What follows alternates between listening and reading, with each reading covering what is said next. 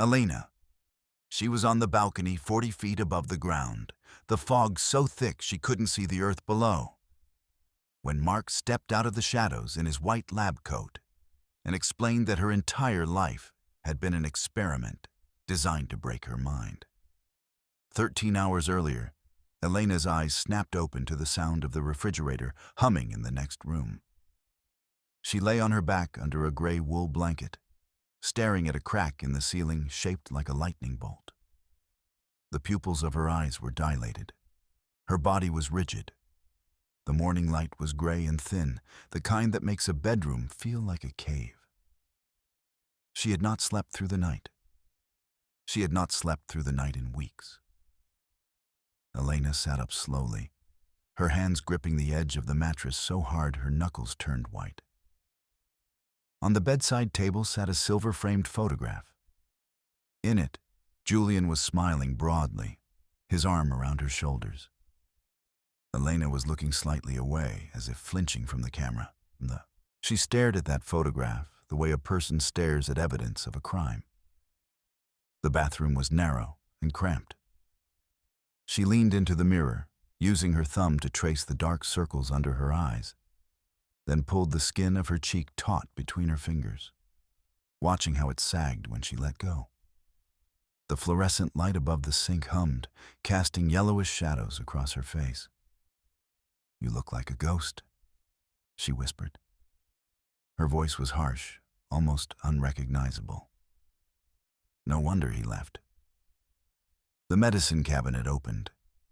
Inside, 6 different bottles of foundation and concealer were lined up like soldiers on the plastic shelf. They were from expensive brands. Most of them were half empty. Elena dripped foundation onto her palm and started rubbing it into her skin. She moved aggressively, as if she were trying to erase her own features. She rubbed until redness appeared, until her face looked raw and wounded beneath the beige veneer. Then she stopped. On the edge of the sink sat a small blue notebook. The cover read, "Self-Compassion Workshop," in fading gold ink. The notebook was untouched, pristine, as if it had been waiting there for months for someone to open it. Her thumb hovered over the page edge. She didn't open it. Instead, she picked up the notebook and tossed it into the trash can under the sink. It landed on top of crumpled tissues with a soft thud. "Lies," she said, bitter. "All of it." Elena's phone was on the counter, next to the sink. A notification had appeared on the lock screen. A message from Julian. "I left some things at the apartment. Coming by at 10 to get them. Don't be there." She picked up the phone. She read the message again. Then she set it back down. The morning was overcast. The wind was picking up. By 8:30, Elena had left her apartment building and was walking toward the street, clutching her handbag tightly against her chest. The front door closed behind her with a heavy click. "You look exhausted." Elena let out a sharp, mocking laugh. She reached into her bag and pulled out a crumpled envelope, waving it at him. The envelope was white, stained with old coffee. Stamped across the front in red letters was the word, "Private." "You want to know how I am?" she said, her voice venomous. "Read this. It's the summons for the deposition. Julian's suing me for the apartment deposit." Mark took the envelope.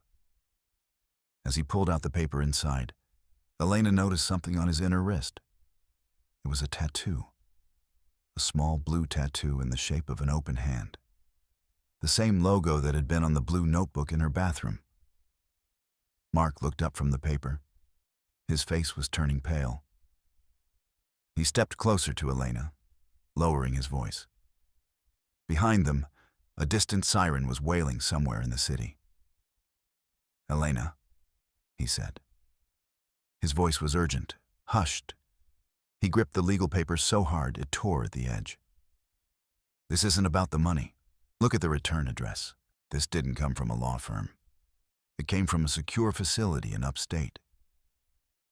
Elena snatched the paper back. Her eyes scanned the top line. The address was printed there in official black type. Blackwood Restorative Center. She looked up at Mark, stunned.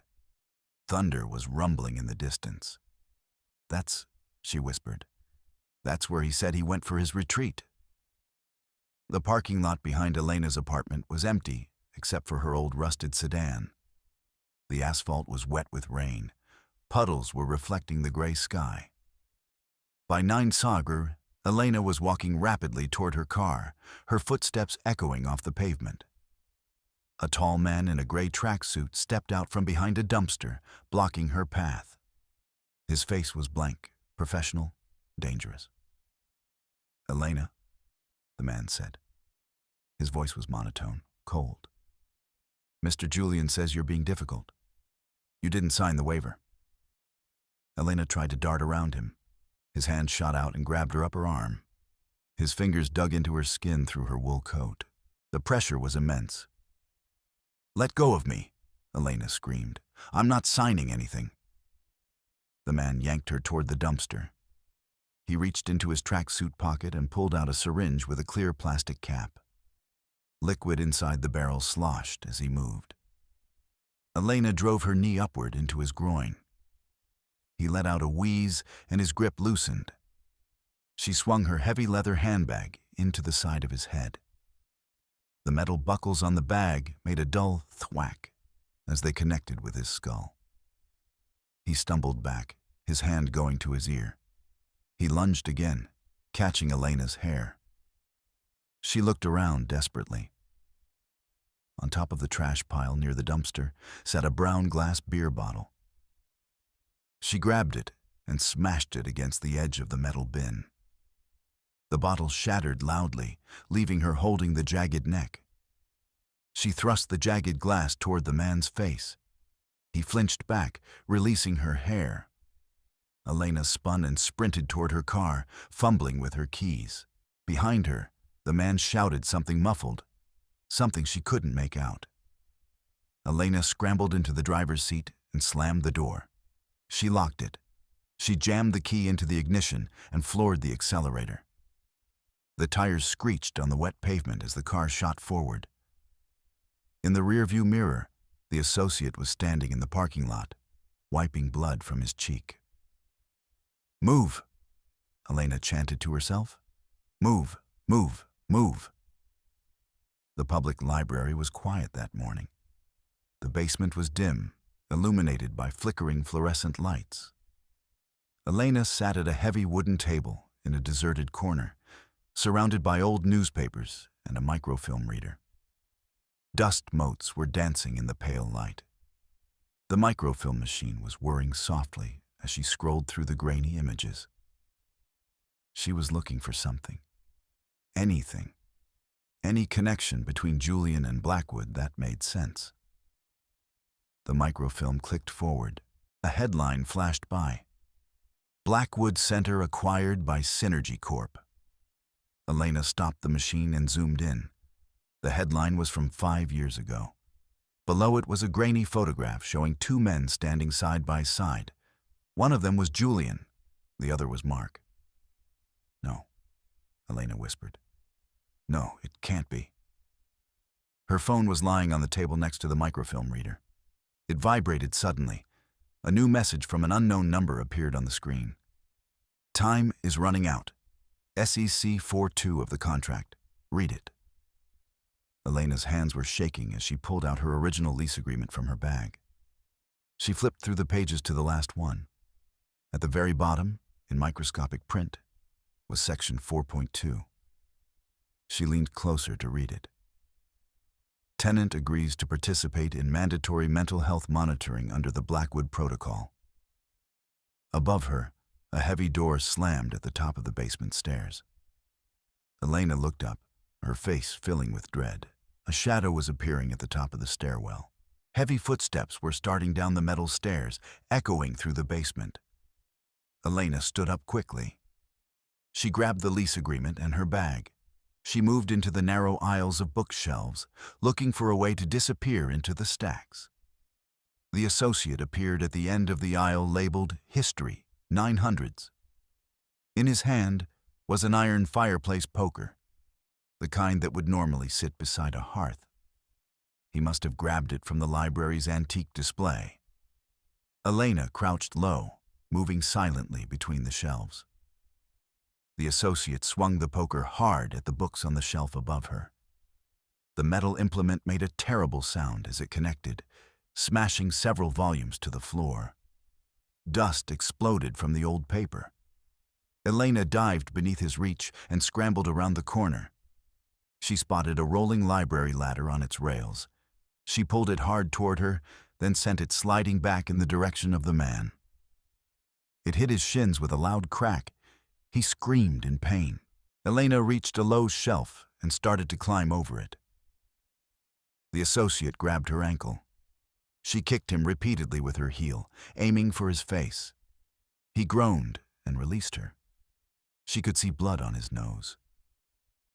Elena spotted an emergency exit sign glowing red on the far wall. She sprinted toward it and slammed her weight into the bar. The alarm began to wail immediately, a piercing, high-pitched siren that seemed to shake the entire basement. The red light flashed as she burst out into a rainy alleyway. The car's interior was wet from the rain. Elena's hands were shaking as she drove erratically through the city streets, one hand on the wheel and the other searching through her glove compartment. She was looking for something, though she wasn't sure what. Behind the car's manual, tucked into the space where owners never looked, she found a small digital recorder. It was about the size of a lipstick. A yellow sticky note was attached to it with tape. The note read, "Self-compassion is the only way out." Elena stared at the handwriting. It was the same handwriting as the notebook cover. She pressed the play button on the recorder. There was static, then a voice. It was Julian's voice, but she had never heard him sound like this before. He was speaking to someone else. His tone was clinical, void of any emotion. "She's broken perfectly," Julian's voice said through the tiny speaker. "Now we just need her to sign the voluntary commitment. Make her believe she's crazy, and she'll do it herself." Elena slammed on the brakes. The car skid on the wet asphalt. She looked at her reflection in the rearview mirror. For the first time in weeks, she didn't see a ghost. She saw a victim of something planned, something calculated, something designed. "I'm not crazy," she said, her voice steady. "I'm being hunted." She flipped over the sticky note. On the back, more handwriting. "They use your self-criticism against you. Forgive yourself to win." The words, "forgive yourself," were underlined 3 times. The rain was slowing to a drizzle. Elena pulled the car to the side of the road. She sat there with the recorder in her hand, listening to Julian's voice repeat the same phrase over and over again. Make her believe she's crazy. By 3 o'clock that afternoon, Elena was driving up a long gravel driveway. The sky was gray and thick with fog. Ahead of her was a massive black iron gate. A sign read, "Blackwood Center, Peace Through Submission." The gate buzzed. It swung open automatically. Elena parked her car and got out. She walked up the gravel drive on foot. 2 large Dobermans were standing on the lawn, watching her with yellow eyes. They didn't bark. They didn't move. They looked like statues, their ribs visible under their skin. Elena didn't look at them. She kept walking. The foyer of the manor was vast and cold. A fireplace was burning at the far end, the flames casting dancing shadows on the stone floor. Julian was sitting in a high-backed leather chair by the fire, holding a glass of amber liquid. He was smiling. "I knew you'd come home," Julian said. His voice was smooth, arrogant, supremely confident. "You always were too weak to stay away from the truth." Elena pulled out the blue notebook from her bag. She held it up like a shield. "I'm not home, Julian," she said, her voice firm. I'm here to take back my life. Julian stood and threw his whiskey glass at her head. Elena ducked. The glass shattered against a heavy oak door behind her, the liquid splashing down the wood. Julian charged her, pinning her against a bookshelf. He wrapped his hands around her throat. Elena's vision began to darken at the edges. She raised the blue notebook and struck him hard across the bridge of his nose.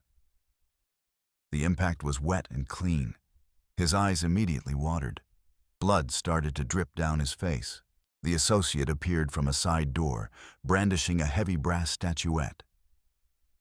Elena kicked Julian in the stomach, pushing him toward the associate. The two men collided and tumbled backward into a glass-fronted cabinet.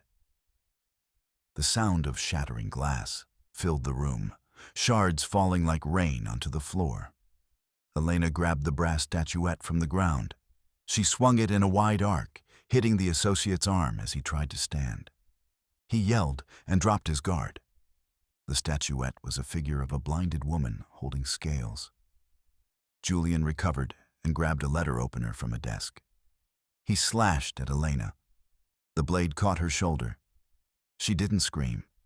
She grabbed his wrist and twisted it until the knife fell from his fingers. It clattered on the floor with a metallic sound. Elena's white shirt was staining with blood from her shoulder, but she didn't stop moving. She backed out onto a stone balcony. The fog was so thick she couldn't see the ground below. Julian blocked the path back inside. Then Mark stepped out from the shadows of the balcony corner. He was no longer wearing the tan trench coat. He was wearing a white lab jacket. In his hand was a small remote control. His face was completely emotionless. Elena's breathing stopped. "The experiment is over, Elena," Mark said. His voice was flat, scientific, devoid of all humanity. "You were never meant to actually heal. The self-compassion tools were just to see how much more pressure a resilient mind could take before snapping." Elena looked down over the edge of the balcony. It was a 40-foot drop. There was no escape. She looked at the blue notebook in her hand. It was now blood-stained. But then she looked up at Mark. She smiled a small, terrifying smile. "Then you failed," she said, her voice calm and quiet.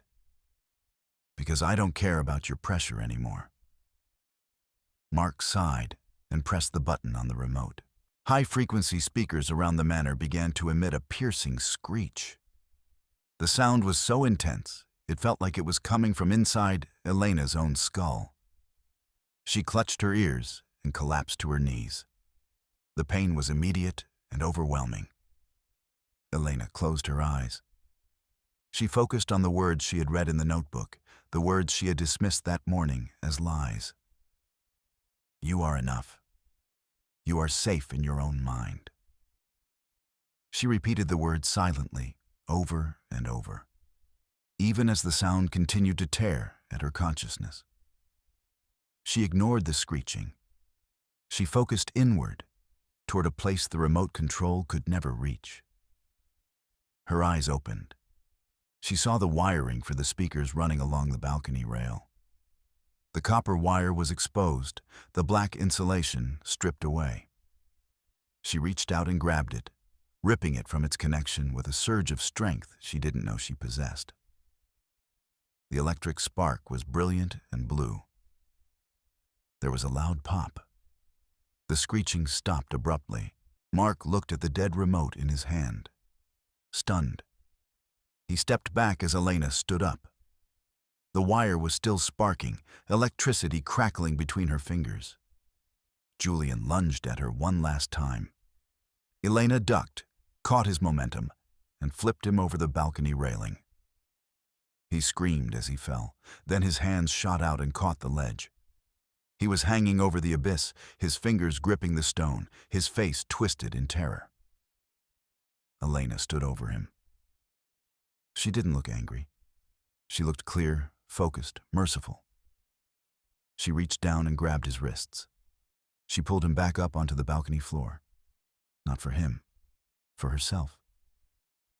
"I won't let you turn me into a killer," she said. Her voice was soft but certain. "I'm better than what you made me."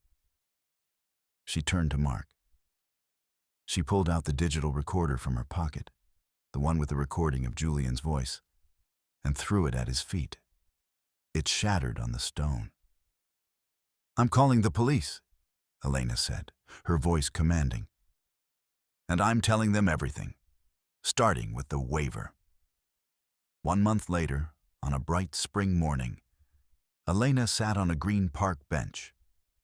She was eating a green apple, her eyes closed, enjoying the sun. She was wearing a bright yellow sweater. Around her, the park was alive with color. Birds were chirping, children were laughing in the distance. She opened a new notebook. The cover was plain white. Inside, on the first page, she had written in bold letters, "My voice matters." She held a pen in her hand and began to write. The handwriting was clear and confident. From her bag, she pulled out a newspaper. The headline read, "Blackwood Center closed. Marcus Vaughn arrested in psychological fraud scheme." Below the headline was a photograph. Mark was in handcuffs, being led out of the manor by police officers. His expression was blank, but his eyes were dead. Elena looked at the photograph for a long moment. Then she set the newspaper aside. She looked at her reflection in the dark glass of her phone's camera. She didn't flinch. She looked directly at herself, at her own eyes, at her own face. She saw something there that hadn't existed before. She saw someone who was still standing. She smiled. "I'm okay," she said softly. "I'm actually okay." She closed the notebook and set it gently on the bench beside her. The wind moved through the trees. The sun was warm on her face. She sat there for a long time, not thinking about anything, not worrying about anything, simply existing in the quiet space where no one could touch her anymore.